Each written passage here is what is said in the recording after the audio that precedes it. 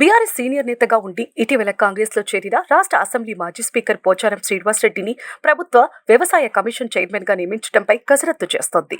Cabinet హోదాతో కూడిన బాధ్యతలను అప్పగించాలని భావిస్తున్నది.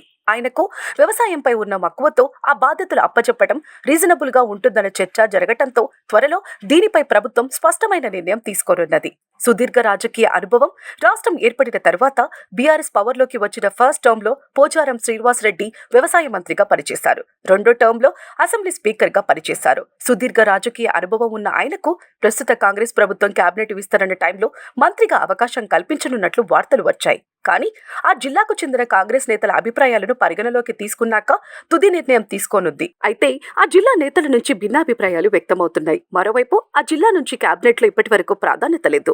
ఆ జిల్లాకు చెందిన ఎమ్మెల్సీ మహేష్ కుమార్ గౌడ్, మాజీ మంత్రి సుదర్శన్ రెడ్డి తదితరుల్లో ఒకరికి మంత్రిగా ఛాన్స్ లభిస్తుందన్న ఊహాగానాలు వినిపిస్తున్నాయి. త్వరలో ఉత్తర్వులు, ఒకే విడతలో రుణమాఫీ, రానున్న రోజుల్లో రైతు భరోసా, కౌలు రైతులకు సైతం ప్రభుత్వ తరపున సాయం, ఇలాంటి అనేక అంశాలు పెండింగ్ ఉన్న టైంలో వ్యవసాయ కమిషన్ ఏర్పాటుకు ప్రభుత్వం మొగ్గు చూపుతోంది. దీనికి చైర్మన్ గా పోచారం శ్రీనివాసరెడ్డికి బాధ్యతలు అప్పగించాలని చూస్తోంది. ఆయన నియామకానికి సంబంధించి త్వరలోనే అధికారిక ఉత్తర్వులను వెల్లడించే అవకాశం ఉన్నది.